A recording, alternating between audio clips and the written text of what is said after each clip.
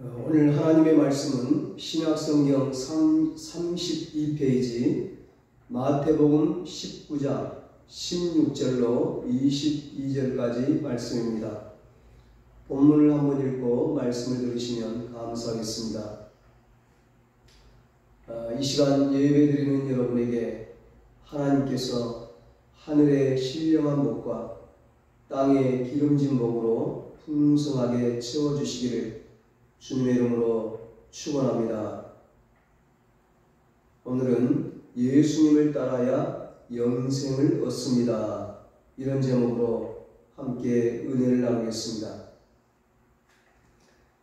성경의 역사, 기독교의 역사는 한마디로 축복의 역사, 기적의 역사입니다. 그러나 축복과 기적만 있었던 것은 아닙니다. 때로는 고난과 시련과 핍박도 있었습니다. 그래서 기독교 역사를 순교의 역사라고 말합니다. 왜 수많은 믿음의 선배들이 안락한 생활을 버리고 고난과 시련의 순교의 삶을 살았을까요? 바로 영생에 대한 믿음 때문이었습니다. 하늘나라에서 영원히 사는 것뿐만 아니라 하늘나라에서 영원히 누릴 영광과 축복 때문이었습니다. 이 영생 때문에, 이 하늘의 영광 때문에 손양호 목사님은 자신의 두 아들을 죽인 원수를 용서하고 양아들로 삼았습니다.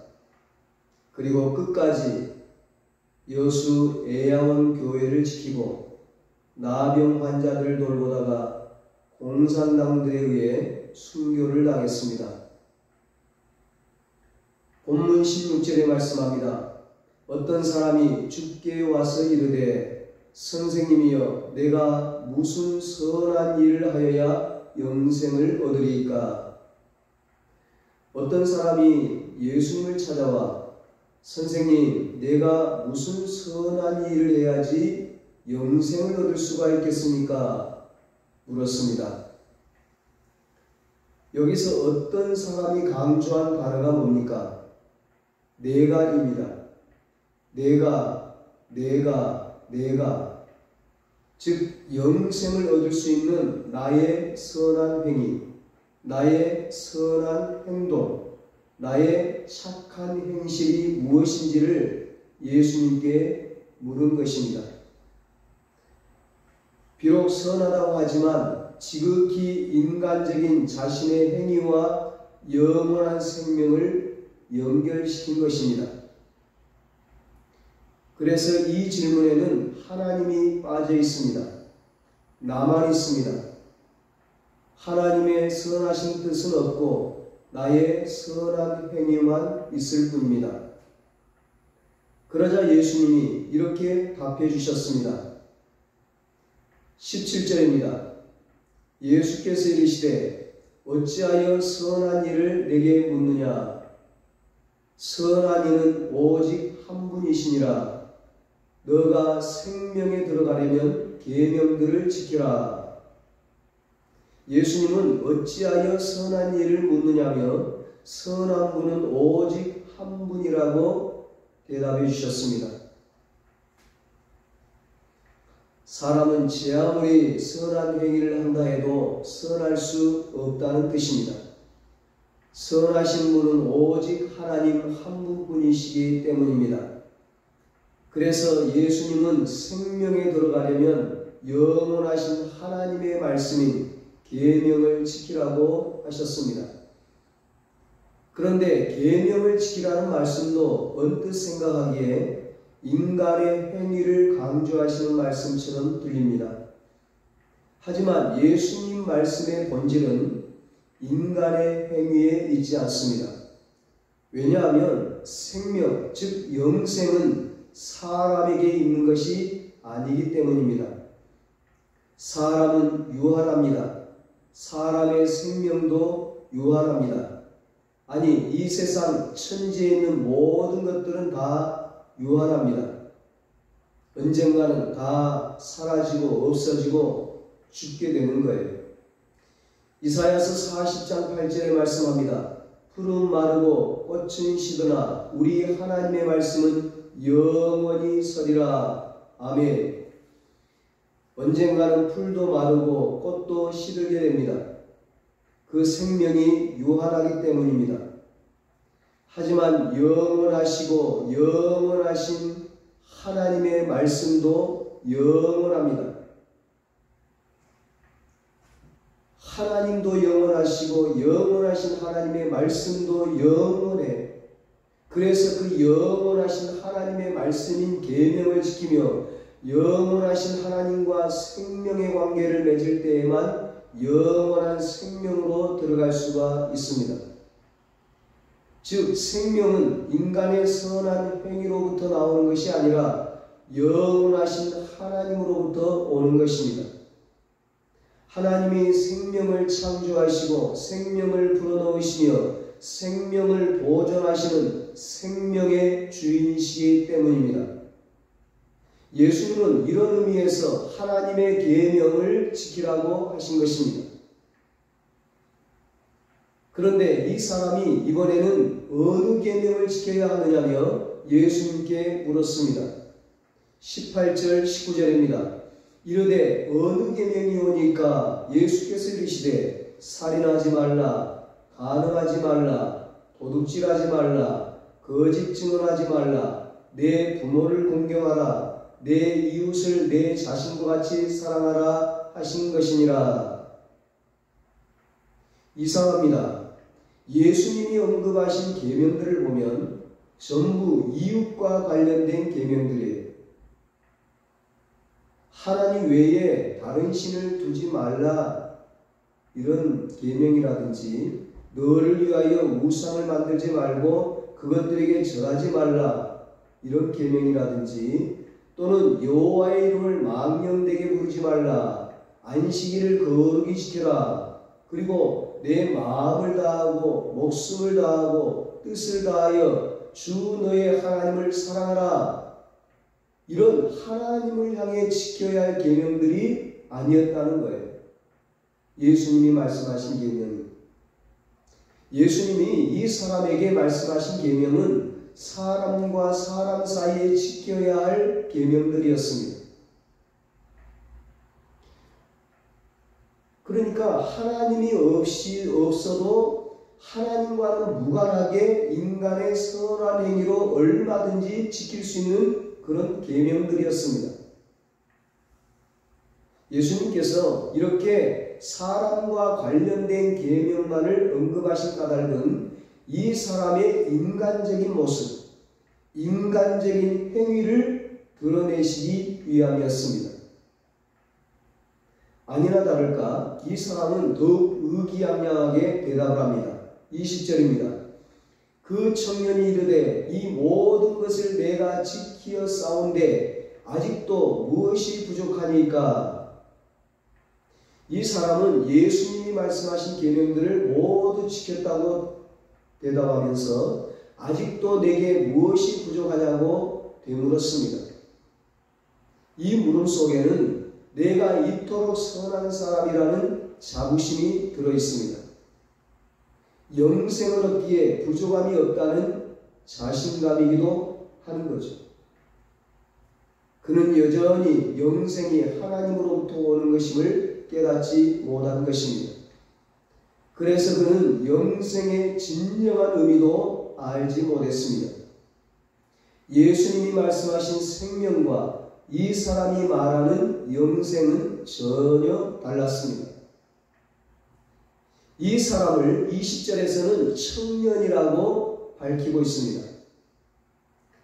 즉 젊은 사람이었어요. 나이가 들어보면 젊은 만큼 소중한 것이 없습니다. 청년이 인생의 꽃입니다. 인생의 시기 중에서 가장 화려하게 빛나는 때가 청년입니다. 그래서 청년의 때에 사랑도 하고 결혼도 하는 거죠. 청년의 때에는 꿈도 많고 하고 싶은 것도 많고 그래서 자신감도 충만해요.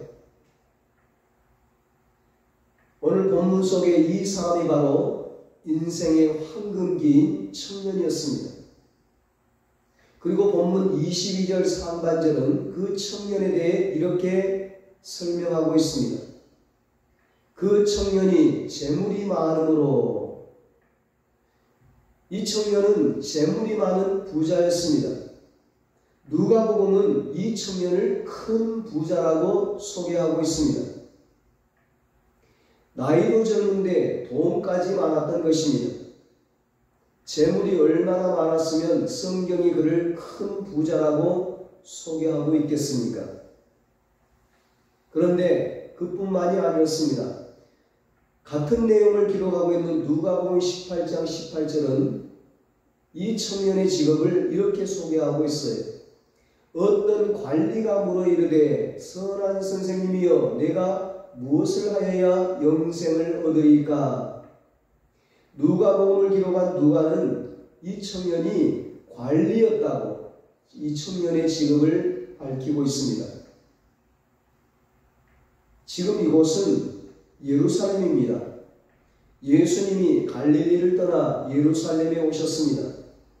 그렇다면 이 청년은 이스라엘의 수도, 중심지, 그 예루살렘의 관리였습니다.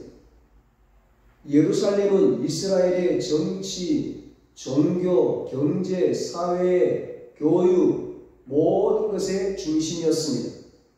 그 중심인 수도인 예루살렘의 관리라고 하는 것은 대단한 권력을 가졌다는 것이죠.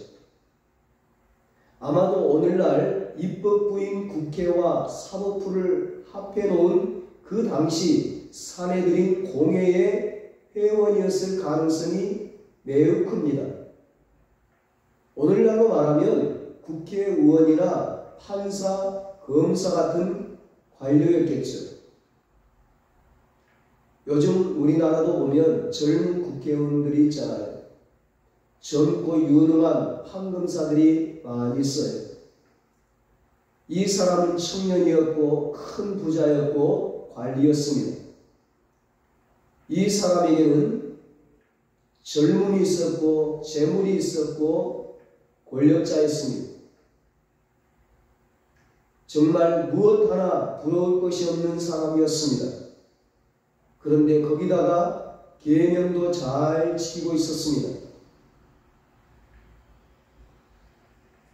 아마 요즘에 청문회를 했으면 무사히 통과했겠죠.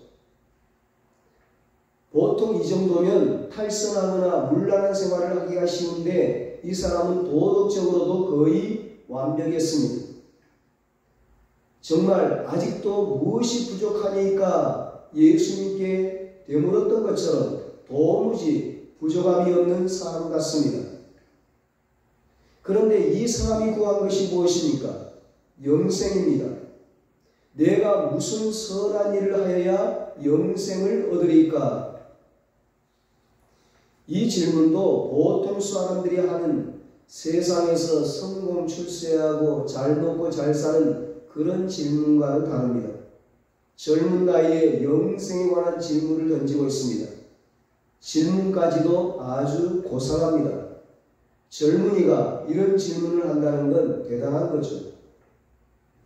그런데 여기에 함정이 있어요. 앞서 말씀드린 것처럼 이 청년이 말하는 영생은 예수님이 말씀하신 생명과는 전혀 달랐습니다. 영생은 영원히 사는 것입니다. 그리고 영생은 본질적으로 하나님의 나라와 관련되어 있습니다. 즉 영생은 천국에서 영원히 사는 것을 뜻합니다. 그래서 이 땅에서 누리는 젊음, 재물, 권력과는 무관한 것이 영생입니다. 그런데 이 부자 청년에게 영생은 달랐습니다. 영생이 영원히 사는 것이긴 한데 그가 추구하는 영생은 이 땅의 것을 그대로 가지고 영원히 사는 것을 뜻했습니다. 이 땅에서 누리고 있는 자기의 젊음, 자기의 재물, 자기의 권력을 잃어버리지 않고 영원히 누릴 수 있는 영생을 찾았던 것입니다. 어떤 선한 일을 해서라도 지금 누리고 있는 젊음과 재물과 권력을 영원히 갖기를 원했습니다. 그래서 계명들도 그토록 열심히 지켰던 것입니다.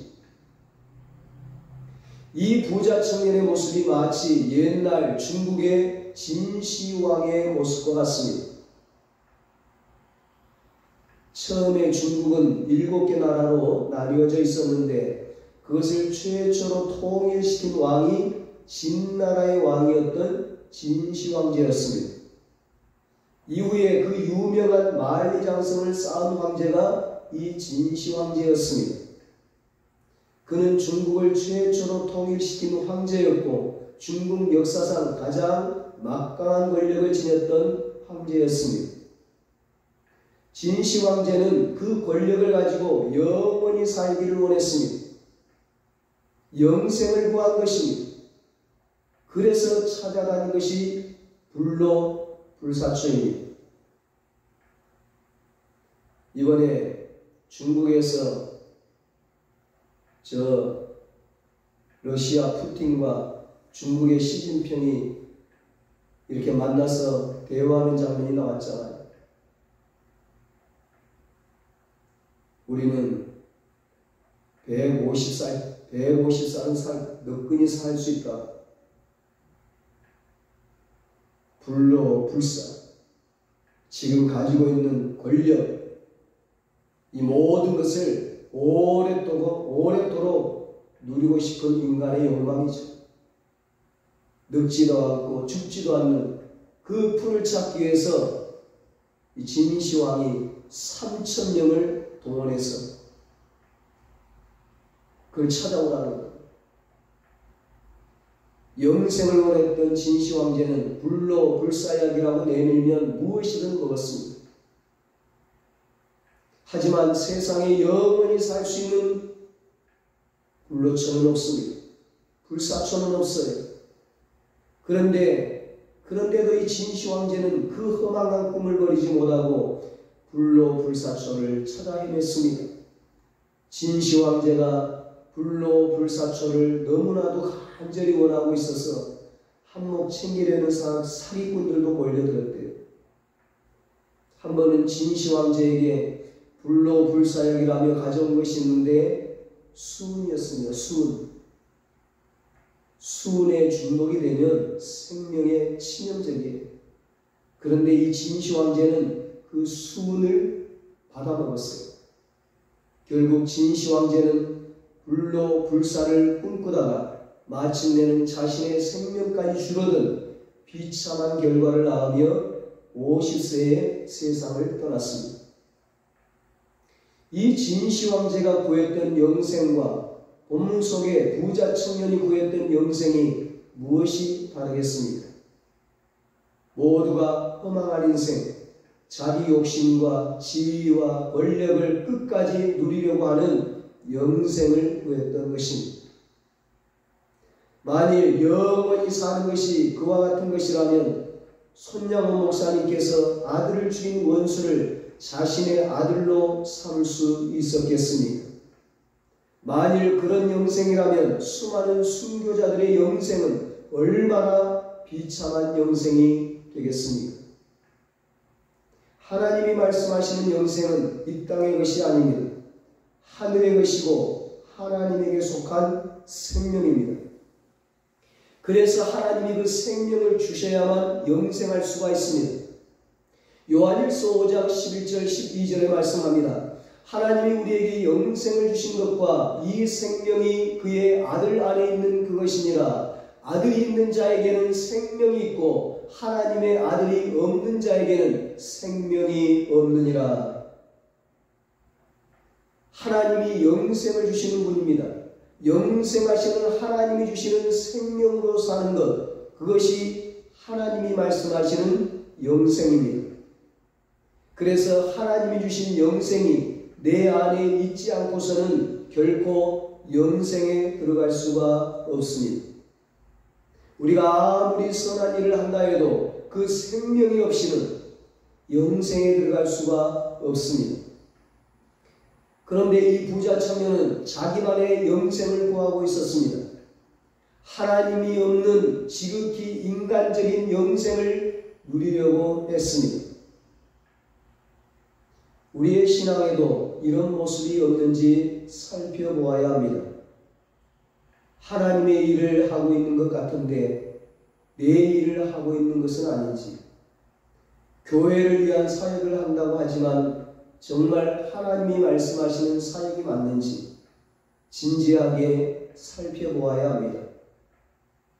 그렇지 않으면 하나님의 일과 사역을 한다고 하면서도 실상은 나를 위해 사역하고 나의 유익을 위해 일하는 이 부자 청년과 같은 어리석은 사람이 될 수가 있습니다. 그래서 우리가 늘 기도하는 것이 이것입니다. 이것이 하나님의 뜻입니까? 하나님이 원하시는 일입니까? 혹시 제 뜻이나 제 욕심이나 제 욕망이 담겨져 있다면 하나님 깨끗하게 비워주세요. 하나님의 뜻을 이루는 삶이 되게 해주세요. 하나님의 뜻인가 내 뜻인가 치열하게 묻고 또 묻는 것입니다. 그렇지 않으면 언제든 이 부자 청년과 같은 함정에 빠지기 쉽기 때문입니다. 그래서 신앙은 내 것을 비우는 싸움입니다. 내 뜻, 내 욕심, 내 야망을 비우고 하나님의 뜻, 하나님의 말씀, 하나님의 비전으로 채우는 것입니다. 예수님은 부자 청년의 심중을 꿰뚫어 보시고는 이렇게 말씀하셨습니다. 21절입니다. 예수께서 이르시되 너가 온전하고자 할진대 가서 내 소유를 팔아 가난한 자들에게 주라. 그리하면 하늘에서 보화가 내게 있으리라. 그리고 와서 나를 따르라 하시니. 예수님은 그 부자 청년에게 너가 온전하기를 원한다면, 즉 하나님이 말씀하시는 온전한 영생에 들어가기를 원한다면 너가 가진 소유를 팔아 가난한 자들에게 주어라. 그리하면 하늘에서 보화가 있을 것이라고 말씀해 주셨습니다. 그리고 와서 나를 따르라고 하셨습니다. 여기서 하늘의 보화는 하나님이 말씀하시는 영생, 하나님에게 속한 영생을 의미합니다. 예수님은 이 부자 청년이 자기의 소유에 매여 있다는 것을 아셨습니다. 그는 자기의 소유를 지키기 위해서 영생에 들어가려고 했습니다. 하지만 그의 소유가 오히려 영생에 들어가는 방해물이 되었습니다. 22절입니다. 그 청년이 재물이 많음으로 이 말씀을 듣고 근심하며 가니라. 부자 청년은 재물을 팔아서 가난한 자들에게 주라는 예수님의 말씀을 듣고서 근심했습니다. 재물을 팔라니요. 재물을 가지고 영원히 살아야 하는데 재물을 팔라니요. 그것은 자기가 듣고 싶었던 말씀이 아니었습니다. 그래서 결국 예수님을 떠나갔습니다. 하늘의 보화를 버리고 이 땅의 재물을 택한 것입니다. 여러분, 이 말씀은 우리 모두가 가난해져야 한다는 말씀이 아닙니다. 우리도 모든 소유를 팔아서 가난한 사람들에게 나누어 주어야 영생을 얻을 수 있다는 그런 의미가 아닙니다. 이 부자 청년에게는 재물이 영생을 가로막는 방해물이었습니다. 재물에 매여서 재물 때문에 재물에 눈이 멀어 정작 하늘의 보화를 보지 못했던 것입니다. 진짜를 보지 못했던 거예요. 이런 재물은 아무리 많아도 영생에는 전혀 도움이 되지 못하고 방해물이 될 뿐입니다. 우리에게도 영생의 방해물들이 있을 수 있습니다. 그래서 하늘의 보화는 생각도 하지 못하고 그저 이 땅의 것만을 지키기 위해 애를 씁니다. 그것이 물질일 수도 있고 사람일 수도 있고 명예와 권력일 수도 있고 세상 쾌락일 수도 있습니다. 그렇게 이 땅의 소유를 지키며 영원히 살려고 합니다. 하지만 그것은 참으로 어리석은 일입니다. 이 땅의 어떤 소유도 우리에게 영생을 줄 수 없습니다. 영생은 이 땅에 있지 않습니다. 영생은 하늘에 있습니다. 하나님에게만 있습니다. 요한복음 17장 3절에 말씀합니다. 영생은 곧 유일하신 참 하나님과 그가 보내신 자 예수 그리스도를 아는 것이니이다. 영생은 유일하신 하나님과 예수님을 아는 것입니다. 여러분은 하나님을 얼마나 알고 있습니까? 또 하나님이 보내신 예수님은 얼마나 알고 있습니까? 여기서 아는 것은 지식이 아니라 관계입니다. 즉 영생은 하나님과 또 하나님이 보내신 예수님과 얼마나 친밀한 관계를 맺고 있는가에 달려 있습니다. 여러분, 부모와 자식 간에 아는 것이 자식이 부모를 알고 부모가 자식을 아는 것이 지식이 아니잖아요.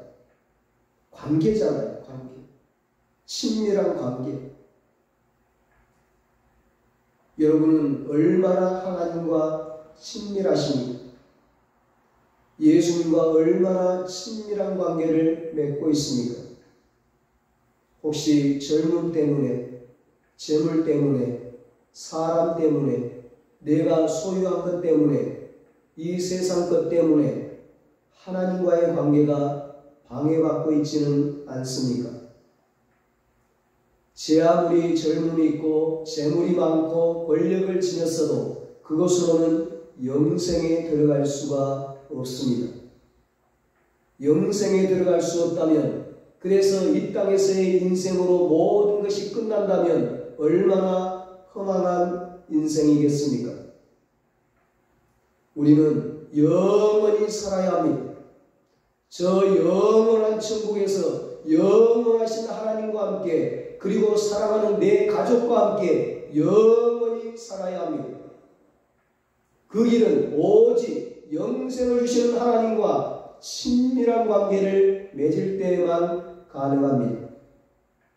예배를 통해, 기도를 통해, 말씀을 통해, 우리의 삶을 통해 하나님과 친밀한 관계를 맺을 때에만 가능합니다. 예수를 믿고 예수를 따를 때에만 가능합니다. 그때 이 땅에서도 하나님으로부터 흘러나오는 영원한 생명과 천국의 은혜를 누릴 수가 있습니다. 이런 영생의 복을 누리는 여러분과 저가 되시기를 예수님의 이름으로 축원합니다. 기도하겠습니다. 하나님 아버지, 우리에게 영생의 선물을 주시니 감사합니다.